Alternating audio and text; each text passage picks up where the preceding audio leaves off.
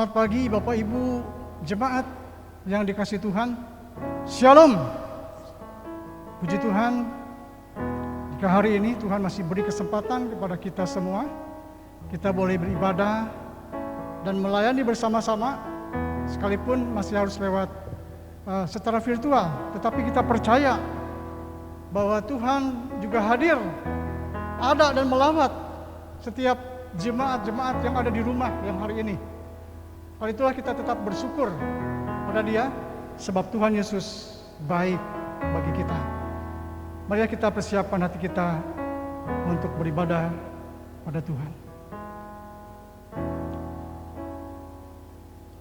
Segala puji dan syukur kami naikkan kepadamu Tuhan. Engkaulah Allah kami yang hidup, sumber segala berkat dalam hidup kami. Engkau Allah yang murah hati, Engkau Allah yang penuh belas kasihan, Engkau Allah yang mengerti setiap pergumulan dan keberadaan hidup kami Tuhan. Dan kami mengucap syukur untuk setiap berkat Tuhan. Kami boleh ada sebagaimana ada pagi hari ini. Kami tahu bukan hebat dan kekuatan gagah kami, tapi semata-mata oleh karena anugerah Tuhan, bahwa Allah setia. Kami mengucap syukur untuk berkat-berkat Tuhan. Kami mengucap syukur untuk kekuatan, untuk kesehatan, semua yang baik dari Tuhan.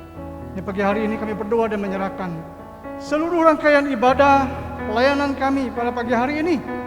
Kami mengandalkan Tuhan, biar kiranya kuasa Roh Kudus yang menopang kami, mengurapi kami, dan memberkati setiap kami para hamba-hamba-Mu yang ambil bagian melayani pada pagi hari ini Tuhan.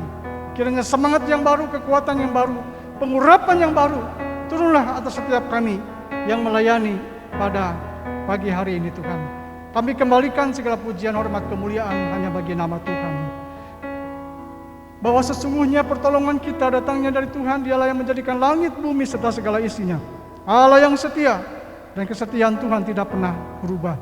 Turunlah atas kita sekalian kiranya damai sejahtera dari Allah Bapa, kasih karunia dari Tuhan kita Yesus Kristus menyertai saudara sekalian dan memberkati saudara sekalian dalam ibadah kita pada pagi hari ini.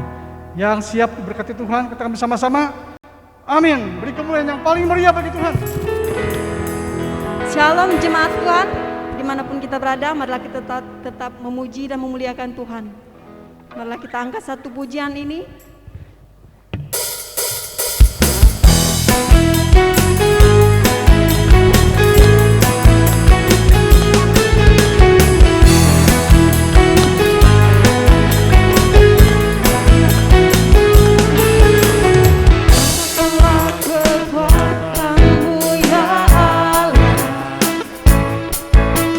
Tunjukkanlah kuasa-Mu ya Tuhan.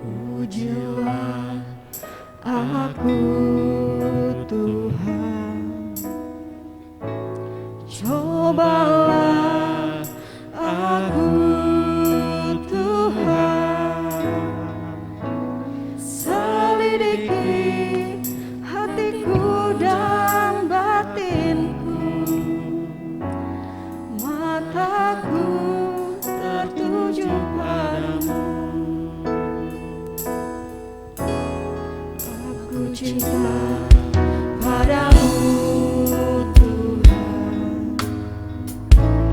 Aku rindu hadirat-Mu Tuhan. Aku ingin selalu dekat padamu, menikmati kehadirat-Mu. Ku nyanyi Hosana bagi Rajaku yang duduk di tahta. Aku muliakan dan ku agungkan, Kau layak disembah. Cinta padamu Tuhan. Aku rindu hadirat-Mu Tuhan. Aku ingin selalu dekat padamu, menikmati kehadirat-Mu. Nyanyi Hosana bagi Rajaku yang duduk di tahta. Aku muliakan dan ku agungkan, Kau layak disembah.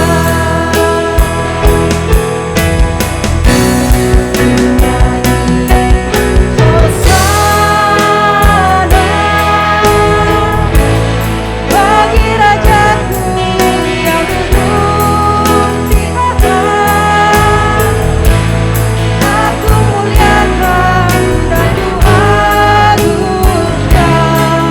Kau layak disembah. Ku nyanyi Hosana. Hosana bagi Rajaku yang duduk di tahta. Aku muliakan dan ku agungkan, Kau layak disembah. Kau layak disembah. Kau layak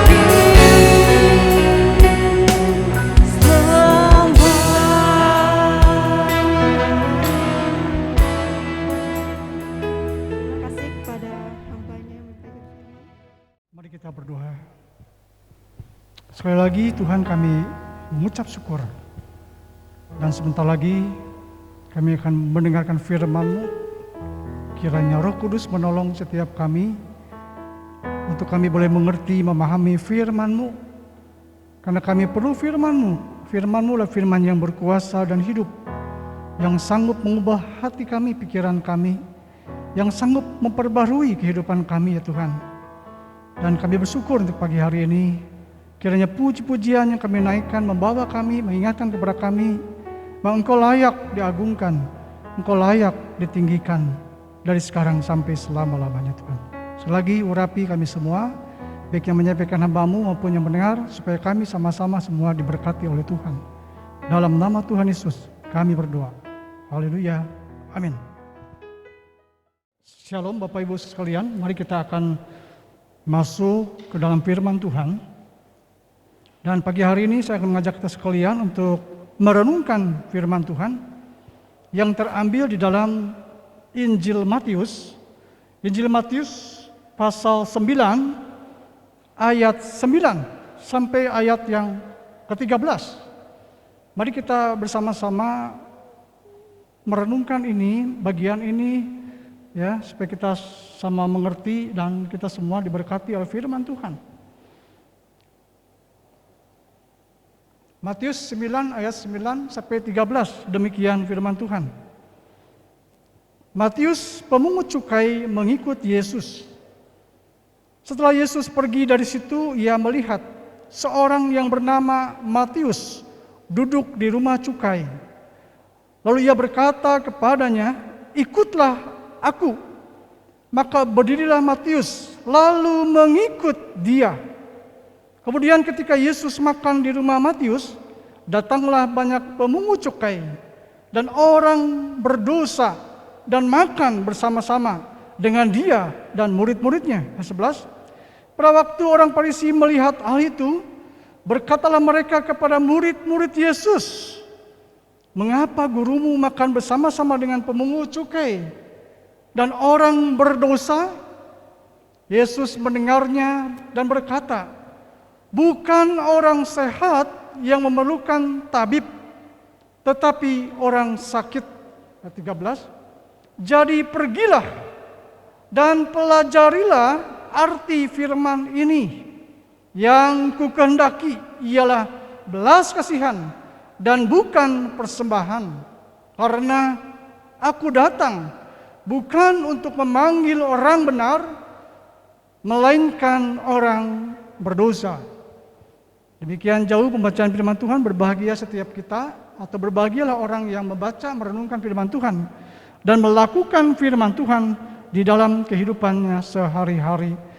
Saya beri tema firman Tuhan pada hari ini, temanya berbentuk sebuah pertanyaan, Saudara. Ya, di PowerPoint sudah ada di sana. Apa yang kau cari dalam dunia ini? Ya, sekali lagi, Saudara ya. Apa yang kau cari dalam dunia ini? Atau apa yang saudara dan saya cari di dalam dunia ini? Ini menjadi perenungan bagi kita, saudaraku. Saudaraku yang dikasihi Tuhan, hari-hari yang kita jalani bukanlah hari-hari yang mudah. Ya kan ya? Kalau boleh dikatakan mungkin hari-hari yang sulit, saudara. Saya tidak mengatakan kalau saudara baik-baik saja, saudara. Tapi kalau kita mau jujur, ya bisa jadi saudara hari ini, ya dimanapun berada, ya yang di rumah-rumah tentu ada punya pergumulan, ada persoalan. Kita semua sama punya pergumulan, punya masalah, ya dalam dalam hidup kita, saudaraku. Tetapi saudara dan saya tetap harus kuat. Saudara dan saya tetap jangan menyerah oleh keadaan ini, saudara. Berita-berita yang kita dengar setiap hari bisa jadi berita-berita itu bisa melemahkan kita, bisa membuat kita frustasi, putus asa, takut, khawatir, ya, dan banyak hal. Tetapi pagi hari ini, saudara, tetap sebagai orang percaya kita harus melihat dari perspektif firman Tuhan. Kita harus semakin mengenal Tuhan. Karena itu firman Tuhan berkata, Allah turut bekerja dalam segala sesuatu. Untuk apa, saudara? Untuk mendatangkan kebaikan bagi mereka yang mengasihi Tuhan. Dari mana kita bisa kuat menghadapi ini semua, kehidupan ini, saudara? Orang percaya atau kekuatan orang percaya, ya, terletak dari doa-doanya, dari hubungannya yang intim dan dekat dengan Tuhan.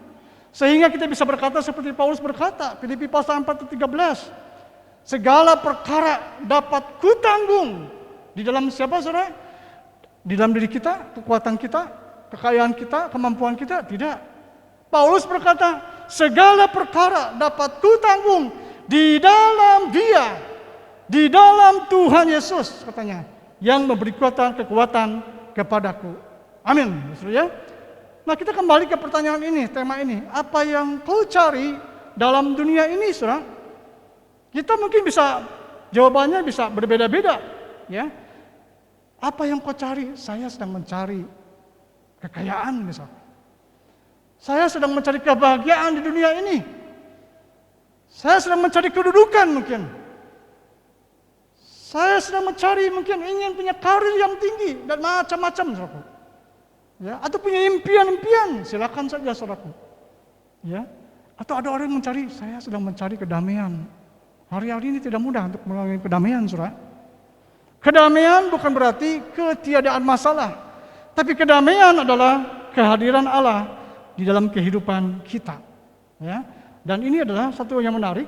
Apa yang saudara cari hari ini, saudara? Hari-hari ini. Anak muda misalkan.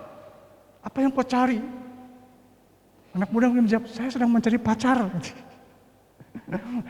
Ya. Tapi apapun pergumulan masalah saudara, apa yang saudara cari, saudara? Nah, firman Tuhan berkata, carilah dahulu kerajaan Allah serta kebenarannya, maka semuanya akan ditambah-tambahkan kepadamu. Jadi cari Tuhan dulu. Ya, cari Tuhan dulu. Cari Tuhan dulu, saudaraku. Ada pujian sekolah minggu waktu saya kecil, saudara. Ya, apa yang dicari orang? Uang, kata ya. Apa yang dicari orang? Uang. Apa yang dicari orang? Pagi, siang, malam. Apa, saudara? Uang. Ya, uang. Uang memang berguna. Tapi uang bukan segala-galanya, saudara. Tidak bisa memberikan kebahagiaan. Nah, hari ini, saudara, saya mengajak sekalian satu peristiwa yang dahsyat dan luar biasa. Ya, ada perjumpaan antara Yesus dengan seseorang. Dan saya kira orang ini bisa jadi sedang mengalami pergumulan. Ya, secara materi mungkin berlimpah, tapi kita akan lihat nanti, saudaraku. Ya, apa yang kau cari dalam dunia ini? Ya, ada hal penting, saudara, yang saya katakan mendesak dengan situasi hari ini. Ya, ada hal penting, sangat penting, mendesak yang dibutuhkan oleh manusia. Apa, saudara? Manusia membutuhkan keselamatan. Manusia membutuhkan pengampunan dosa. Manusia membutuhkan untuk mendengar kabar baik, saudara. Saya sebagai hamba Tuhan yang sering berada di lapangan, ya, yang menghadapi situasi yang kita hadapi, orang-orang yang mengalami berbagai macam pergumulan. Ada ketakutan, ada kekhawatiran, dan banyak hal, saudaraku. Ya, ada yang di rumah sakit, ada yang bergumul masalah ekonomi, ya, dan macam-macam, saudara. Tapi hari ini, saudara, ada hal yang penting memang yang menjadi kebutuhan manusia. Ya, apapun pergumulan hari ini, saudara, dan manusia, ya, adalah manusia membutuhkan keselamatan. Manusia membutuhkan pengampunan dosa. Manusia membutuhkan untuk mendengar kabar baik, saudaraku. Saudaraku yang dikasihi Tuhan, ada seorang bernama Bronnie Ware, ya. Dia mendedikasikan hidupnya untuk merawat orang-orang tua yang mendekati ajal. Ya, merawat orang-orang tua yang mendekati kematian. Hasil pengamatan itu ia tulis dan menjadi buku yang laris, ya, saudara. Tapi menurut pengamatannya ada 5. Inilah 5 penyesalan terbesar ketika seseorang hendak mati menurut pengamatannya. Memang dia tulis di sebuah buku, saudara. Buku itu judulnya adalah The Top 5 Regrets of Dying. Saya bisa lihat, ya, judul buku itu. Pertama adalah penyesalannya adalah menyesal karena melihat banyak mimpinya yang tidak menjadi kenyataan. Itu penyesalan pertama. Ya. Tidak menjadi kenyataan karena ia tidak punya keberanian untuk mewujudkan impiannya itu. Sebab, ya, ia memilih kehidupan yang rata-rata, standar pada umumnya, saudara. Yang kedua adalah penyesalannya menyesal karena terlalu banyak menghabiskan waktu, ya, untuk bekerja. Tidak salah bekerja, tapi ada batas waktunya, saudara. Ya. Sehingga ia kehilangan kesempatan membangun hubungan dekat, entah dengan Tuhan, ya, entah mungkin di keluarga dengan anak-anak, suami dengan istri dengan suami, ya. Dan ketiga, menyesal karena tidak berani menyampaikan perasaannya. Dan akibatnya ia sendiri yang menderita karena perasaan yang terus dipendam bertahun-tahun. Menyesal yang keempat, saudara. Menyesal karena tidak membina hubungan dengan teman-teman di masa tua, ya. Mereka akhirnya kesepian. Ya, mencari kembali teman-teman lama yang tidak mudah. Dan terakhir, yang kelima adalah penyesalan kelima adalah menyesal mengapa tidak memilih hidup yang membuatnya lebih bahagia. Perasaan yang paling sering mengemuka ya, banyak yang tidak menyadari bahwa kebahagiaan itu adalah pilihan. Saudara mau bahagia mau tidak itu kan pilihan saudara. Seandainya ia memilih bahagia, maka ia akan bahagia. Sederhana, saudara. Hidup adalah pilihan, saudara. Ya, hidup adalah sebuah pilihan. Kita kembali ke firman Tuhan. Ada tiga hal poin penting, ya, yang kita bisa belajar dari kisah ini, ya, Matius pasal 9 ayat 9 sampai 13. Setidaknya ada 3 perkara penting, ya. Tapi untuk sebelum jauh ke sana, yang pertama kita akan belajar melihat dulu siapakah Matius, ya. Siapakah Matius? Matius adalah seorang pemungut cukai, ya. Pemungut cukai itu pegawai pajak. Pada zaman Romawi pada waktu itu, pemungut cukai adalah orang yang bekerja kepada pemerintah penjajah atau Romawi, ya. Yaitu tugasnya bekerjanya memungut pajak dari rakyat. Dan orang Israel, saudara, pada umumnya, ya, orang Israel pada umumnya menganggap rendah para pemungut cukai, ya, dan menganggap mereka sebagai orang-orang berdosa. Pemungut cukai dianggap orang-orang cemara, saudara. Mana pekerjaannya itu, saudaraku? Yang memungut pajak, bahkan sedikit memaksa, bahkan, saudaraku, menaikkan pajaknya melebihi aturan. Tentu tujuan-tujuan yang tidak baik, saudaraku. Ya. Tapi di sisi lain pemungut cukai juga merupakan pekerjaan yang cukup prestis atau prestisius, ya. Dan mereka biasanya orang yang kaya. Jadi boleh dikatakan Matius, ya, seorang yang kaya, yang berstatus sosial yang tinggi, sekalipun dibenci banyak orang, saudara. Karena pekerjaannya itu, saudara. Ya. Seorang yang menulis buku berkata, orang belum bisa dikatakan orang kaya jika dia belum punya Yesus di hidupnya, saudara. Artinya apa? Sia-sia hidupnya, saudara. Sia-sia hidupnya, saudara. Saudaraku yang kasih Tuhan, sampai di sini saya sempat merenung. Karena waktu itu Matius bekerja sebagai pemungut cukai, saudara. Ya. Saya merenung di sini. Coba kita mencoba memahami pikirannya Matius. Kira-kira apa yang ada di benak pikiran dia seandainya Matius ada di tengah-tengah kita hadir, saudara? Apakah Matius punya tujuan dalam hidupnya? Ya. Atau apa yang menjadi tujuan Matius, saudaraku? Dalam hidupnya, saudaraku. Saya sempat merenungkan ini, saudaraku. Dengan pekerjaannya itu apa sedang dia mencari kekayaan sebanyak-banyaknya, saudaraku? Apakah dia sempat memikirkan enggak tentang kematian misalkan, saudara? Itu yang ada di benak saya. Dia sebagai manusia sama manusia biasa. Atau jangan-jangan dia tidak punya tujuan hidup, saudara. Artinya jalani saja hidup inilah. Mati ya mati aja. Atau bisa jadi Matius dalam kondisi yang sedang hampa, sedang kosong, sedang tidak punya tujuan hidupnya, saudara. Dan saat seperti itulah Yesus hadir di hidupnya, saudara. Yesus melihat dan perjumpaan dengan Yesus itu sesuatu yang dahsyat yang mengubah kehidupannya, saudara. Saya ingat di kisah di Injil juga ada bagaimana Sakius dikatakan sana, pemungut pajak juga. Sakius kemudian bertobat. Dia memberikan katanya setengah hartanya aku berikan katanya untuk orang-orang miskin, saudara. Dia menemukan hidupnya, saudara.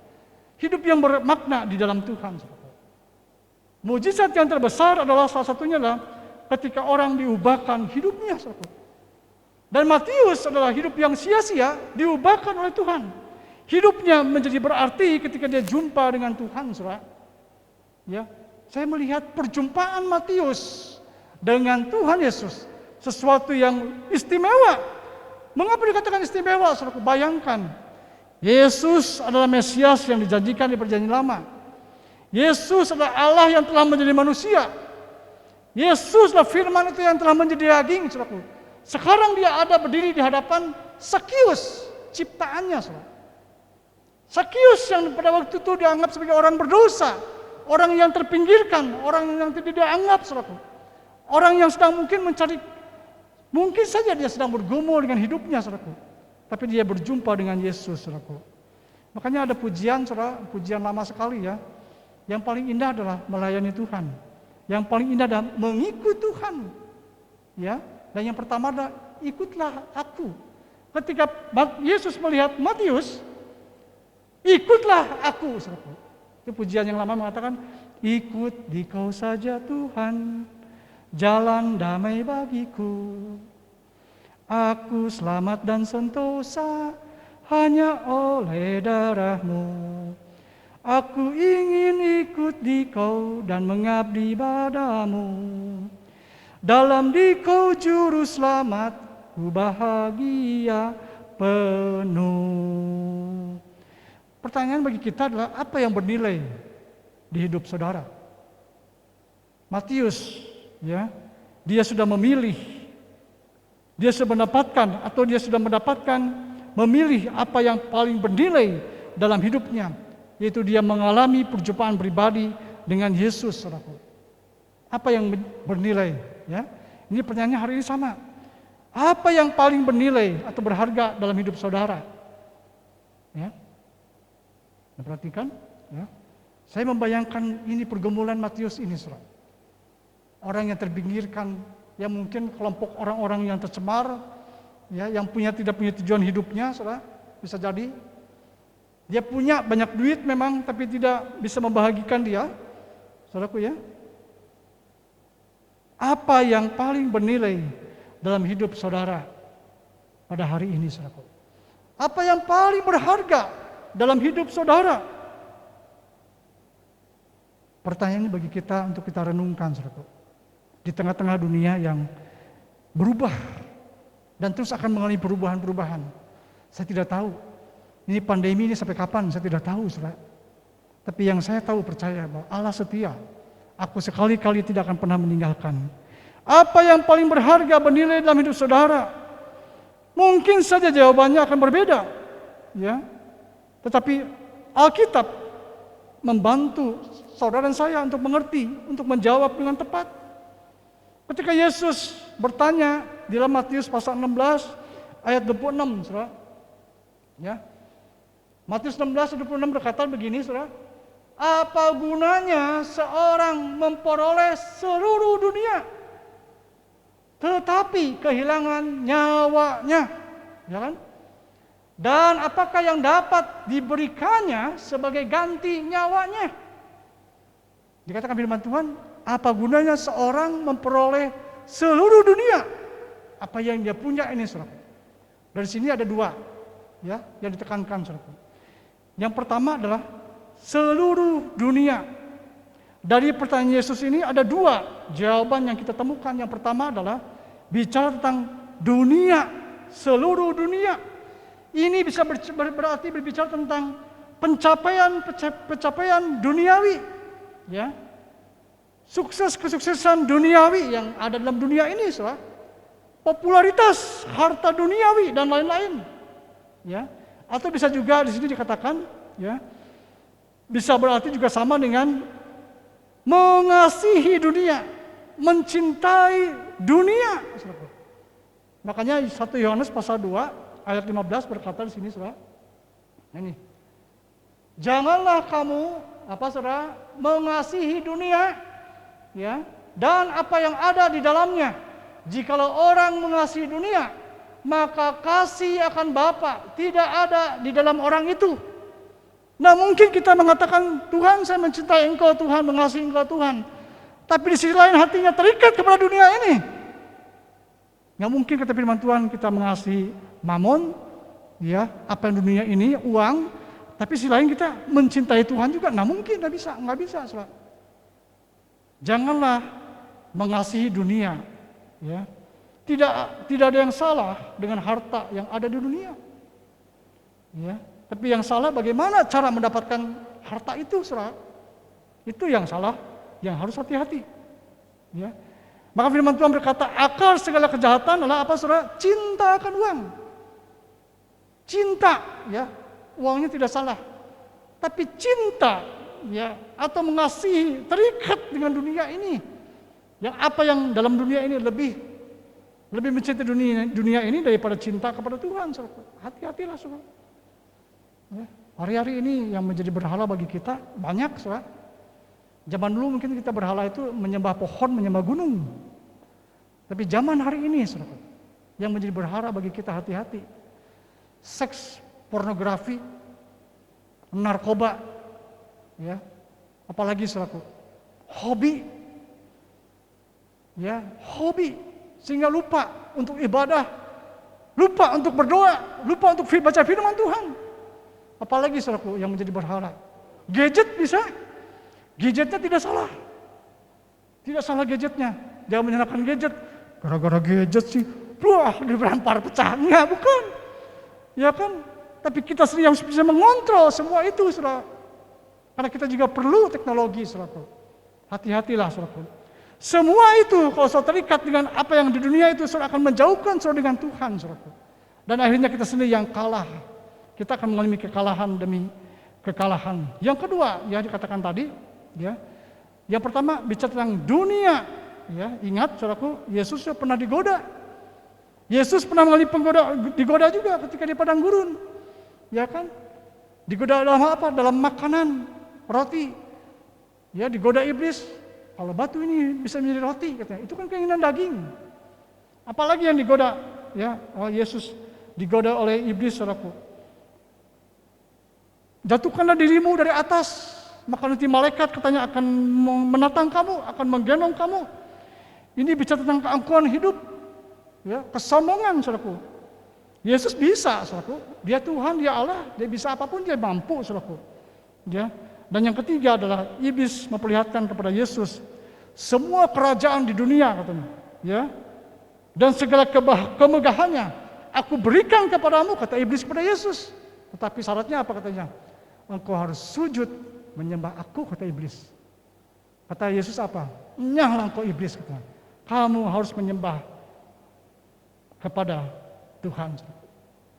Yang kedua, yang Yesus lihat dari apa gunanya seorang memperoleh dunia, tapi kehilangan nyawanya. Yang kedua, yang penting adalah di sini bicara tentang nyawa atau jiwa. Jiwa-jiwa yang terhilang. Hari ini, adakah yang sedang saudara doakan untuk jiwa-jiwa yang terhilang? Adakah orang tua saudara yang belum percaya dalam Tuhan? Adakah teman saudara, kawan, sahabat, atau siapa saja, saudaraku? Mari, saudara, paling tidak kita mulai doakan mereka. Ya, ada kesempatan saudara bisa melayani mereka. Memang situasi hari ini mungkin terbatas kita untuk bisa jumpa, tetapi itu tidak menjadi alasan. Paling tidak kita mendoakan keluarga kita, orang tua kita, atau teman kita yang belum dalam Tuhan. Karena itu yang berharga adalah jiwa. Dan Yesus melihat, saudara, perhatian utama Yesus adalah jiwa manusia. Itu yang sangat berharga bagi Yesus. Sehingga ketika Matius dianggap orang berdosa, orang tercemar, terpinggirkan, saudaraku, maka Yesus melihat betapa berharganya hidupmu. Ikut aku, ayo. Ikut aku, layani, mari kita melayani. Itu luar biasa, saudara. Ya, itu yang luar biasa. Yesus telah melakukan banyak hal di hidup saudara saya. Dia sudah mati, rela mati di atas kayu salib, menanggung semua penderitaan, kesakitan, dan hidup kita yang susah ini, saudaraku. Yesus sudah menanggungnya bagi kita. Karena itu, saudara, setiap orang yang mengutamakan Yesus dalam hidupnya, harta yang tak ternilai harganya dalam hidupnya, maka seperti ada kata firman Tuhan, Kristus dengan nyata dimuliakan di dalam tubuhku, baik oleh hidupku maupun oleh matiku, kata Paulus, ya. Karena begitu hidup, karena bagiku hidup adalah apa, saudara? Kristus, dan mati adalah keuntungan. Jadi tidak ada perlu kita takutkan dengan apapun juga sebetulnya, saudara. Ya. Karena bagiku hidup adalah Kristus, dan mati apa, saudara? Keuntungan. Dengan kata lain, seorang dapat menyelamatkan jiwanya hanya ketika dia berada dalam Kristus.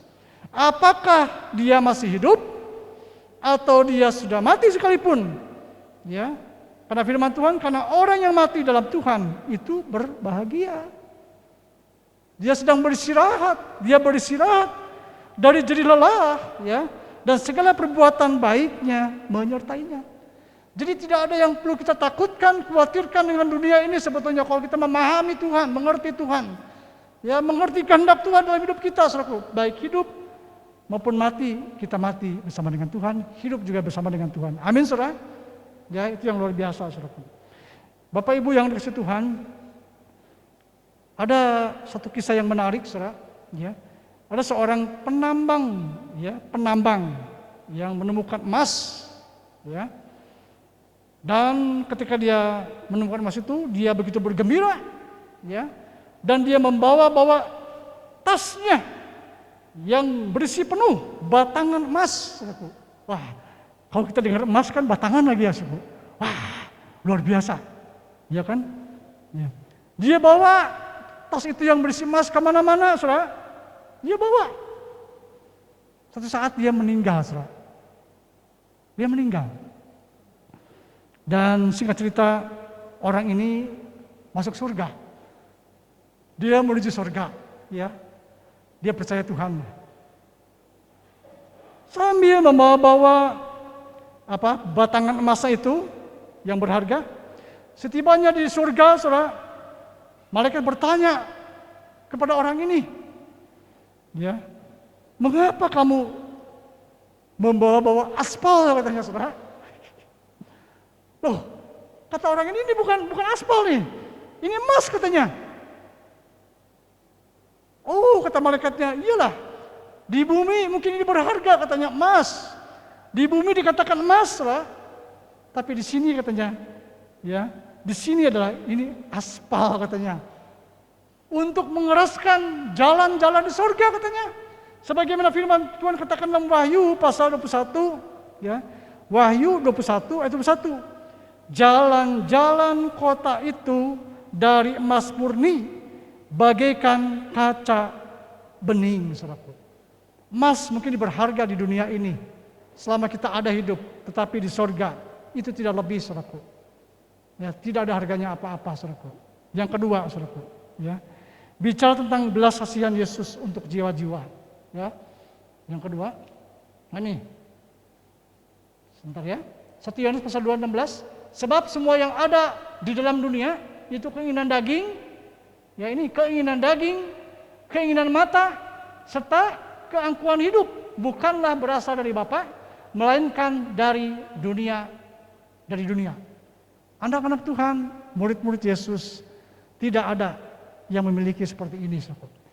Tidak dikuasai hidupnya oleh ini, saudara. Keinginan mata, ya, apalagi keinginan daging, apalagi keangkuhan hidup atau kesombongan, itu bukan dari Bapa tetapi dari dunia, ya. Yang kedua, bicara tentang belas kasihan Tuhan akan jiwa. Apa itu belas kasihan Tuhan, saudaraku? Saudaraku, para pemungut cukai itu sedang dikatakan dia sedang sakit.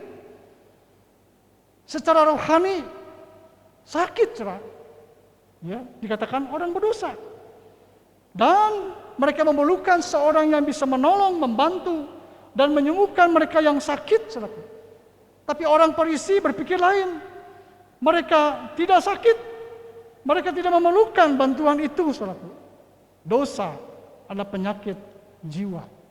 Atau dosa adalah sakit secara rohani, saudara. Dan Yesus adalah tabib agung yang menyembuhkan jiwa. Maka Yesus berkata di sini, ya,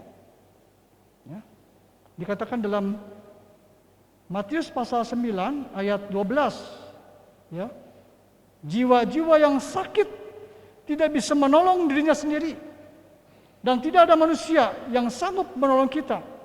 Ya, Yesus berkata begini, saudara, bukan orang sehat yang memerlukan tabib, ya, tetapi orang sakit, saudara, yang memerlukan tabib, saudara. Hari ini tentu banyak orang yang bisa dikatakan sakit secara rohani, saudara. Yang mereka perlu Tuhan di dalam hidupnya, saudara. Jemaat di Laodikia, Wahyu pasal 3:17 itu bisa menjadi gambaran, saudara.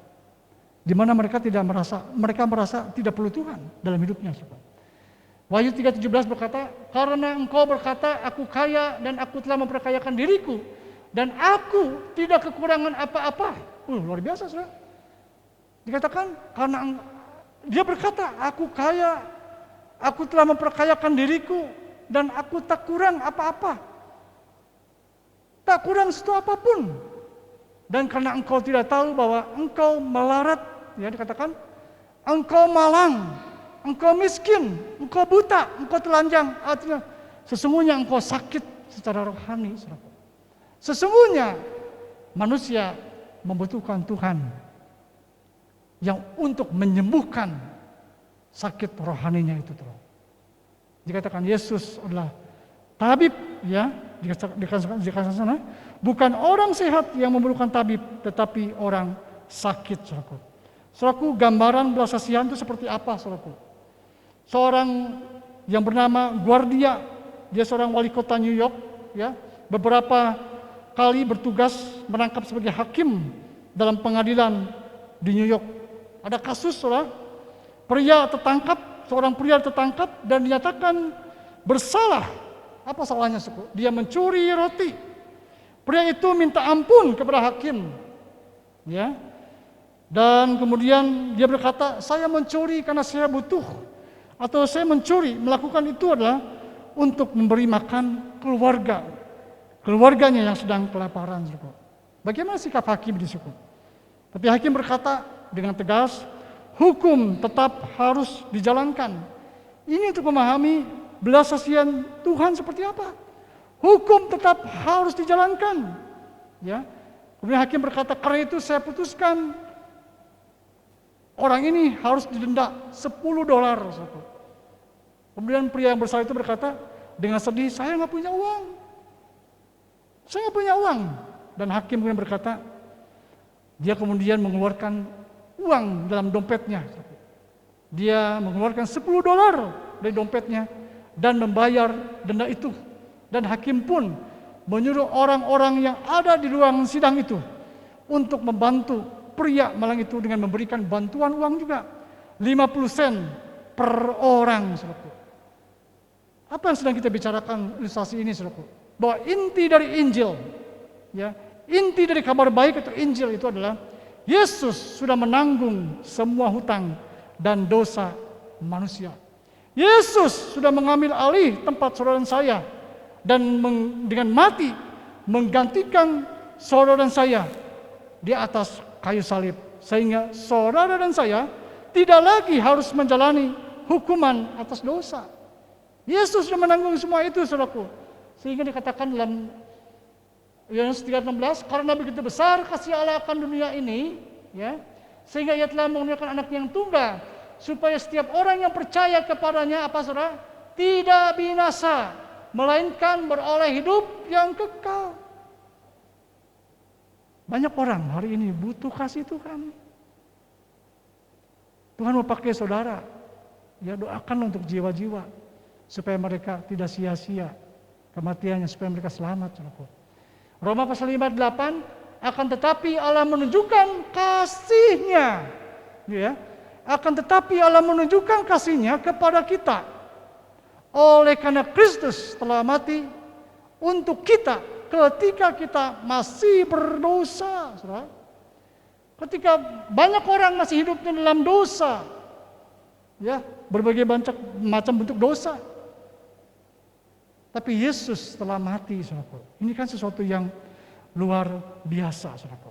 Ya, sesuatu yang luar biasa. Mari kita renungkan tentang makna belas kasihan Tuhan ini. Kita dapat melihat gambaran belas kasihan Tuhan yang luar biasa dan tak ternilai. Tuntutan hukuman, ya, terpenuhi. Ya, sebagaimana hakim tadi, saudaraku. Dia membayar semuanya, saudaraku. Demikian juga Tuhan. Yesus menggantikan semuanya supaya saudara saya diselamatkan. Yang ketiga, yang terakhir, saudara, ya. Nah, Amsal 14:12, ada jalan yang disangka orang lurus, tetapi ujungnya menuju maut, saudara. Ada orang mungkin berkata, saya baik-baik saja. Apa yang saya yakini? Yang saya yakini adalah baik-baik saja. Ya, saya bertemu dengan seorang yang saya nggak perlu Tuhan kok, saya baik-baik aja, saudara. Dengan apa yang saya pegang keyakinan itu.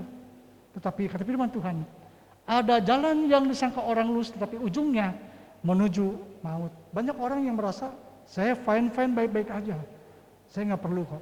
nggak perlu keselamatan, nggak perlu Yesus kok. Tapi firman Tuhan berkata, ada jalan yang disangka lurus menurut pandangannya, tetapi ujungnya menuju maut. Karena itu yang terakhir, ini saudaraku, ya, gunakan waktu yang masih ada ini. Hari esok kita nggak pernah tahu hidup kita, apakah masih ada atau tidak ada, ya, masih bernapas atau tidak. Tapi yang pasti Tuhan punya rencana di hidup kita. Jika hari ini saudara-saudara saya, Bapak Ibu saudara sekalian masih ada, berarti Tuhan belum selesai dengan hidup kita. Tuhan masih punya rencana di hidup kita. Gunakan waktu ini yang ada ini dengan bijaksana, saudaraku. Ya. Jangan menyia-nyiakan waktu kita, ya, dengan hal yang sia-sia. Jangan, gunakan dengan baik, saudaraku. Ya, gunakan dengan baik, saudaraku. Mazmur 39:5 berkata di sini, ya Tuhan, beritahukanlah kepadaku ajalku dan apa batas umurku, supaya aku mengetahui betapa fananya aku. Fana itu sesuatu yang sementara, saudara. Ya, tempat kita tinggal kita bukan di sini, saudara. Tujuan kita adalah hidup bersama dengan Tuhan. Jangan sia-siakan waktu yang berharga ini, saudara. Ya, sesuatu itulah yang sering kita sia-siakanlah waktu. 1 menit yang sudah kita lalui tidak bisa digantikan dengan menit yang lain, saudara. 1 hari pun yang kita lalui dengan sia-sia tidak bisa digantikan lagi. Apa yang di belakang kita tidak bisa kita gantikan lagi waktu itu, saudara. Jangan sia-siakan waktu itu, saudara. Ya. Akhirnya Tuhan bisa memakai siapa saja untuk melakukan pekerjaannya. Kita jangan merasa tidak layak karena penampilan kita, pendidikan kita yang tidak tinggi mungkin, atau masa lalu yang kita yang buruk. Yesus mencari komitmen yang tulus. Kita harus mengingat bahwa panggilan tertinggi dalam hidup adalah melayani Tuhan. Ya, tidak peduli apa kata dunia, uang, ketenaran, kekuasaan tidak bisa dibandingkan dengan menjadi pengikut Yesus itu, saudaraku. Ya, jadi 3 hal yang penting, saudaraku. Yang pertama, ikut Yesus. Yang kedua, mari kita memahami betapa Tuhan mengasihi saudara saya. Betapa saudara saya berharga di mata Tuhan. Yang terakhir, gunakan waktu kita yang masih ada ini. Jangan sia-siakan waktu kita. Gunakan dengan waktu ini dengan berkualitas yang baik, saudara. Steve Jobs berkata, jika hari ini adalah hari terakhir saudara dan saya, apakah Anda akan melakukan apa yang ingin Anda lakukan hari ini? Steve Jobs kita tahu, seorang pengusaha, pebisnis yang besar, ya. Dia meninggal di usia 56 tahun. Dia punya warisan, meninggalkan harta kekayaan yang besar, 343 triliun rupiah. Dan kata-kata terakhir Steve Jobs, dia berkata begini, dia sebelum meninggal, tidak ada yang perlu dibanggakan atau disombongkan dengan apa yang dimiliki di dunia ini, saudaraku. Saya hidup bergelimang harta, tetapi mati dengan tangan kosong, artinya tidak membawa apa-apa, saudaraku. Biarlah ini menjadi perenungan kita sekalian. Mari kita berdoa, saudaraku. Terima kasih Tuhan. Saya mengajak kita sekalian untuk menaikkan pujian tadi, ya. Pujilah aku Tuhan, mengundang pemain musik, juga singer. Mari kita naikkan pujian ini.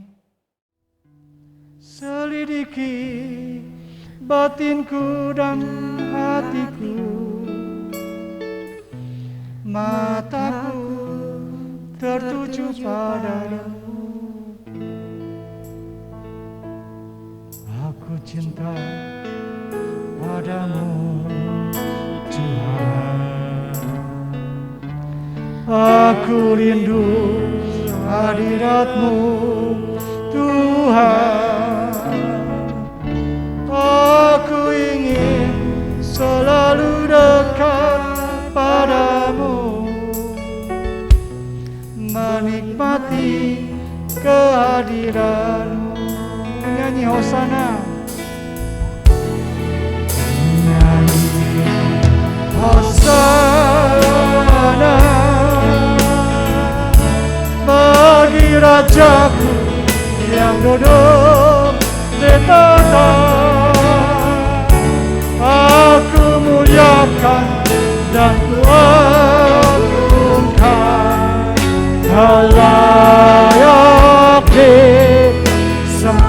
puji, Hosana.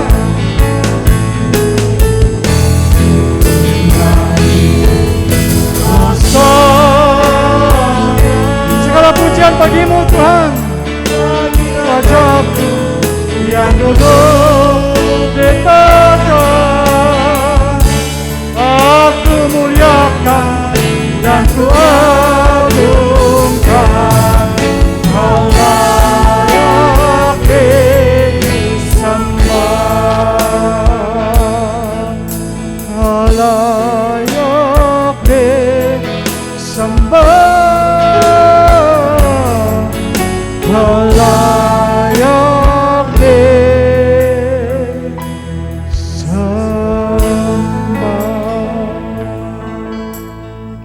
Kami mengucap syukur Tuhan